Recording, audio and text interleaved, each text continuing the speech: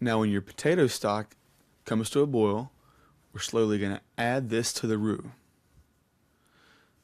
Start off by pouring a little bit of the stock in there and mixing it around, then slowly pouring the rest in there. Remember, if you pour it all at one time, you're not going to be able to mix it all together. Now when the potatoes come to a boil, we're going to add the milk. We're going to let that cook for a minute or two. And if it's still too thick, we're going to add more chicken broth. Now for this recipe, you can also use vegetable broth if you want to, but for the flavor, we're using chicken.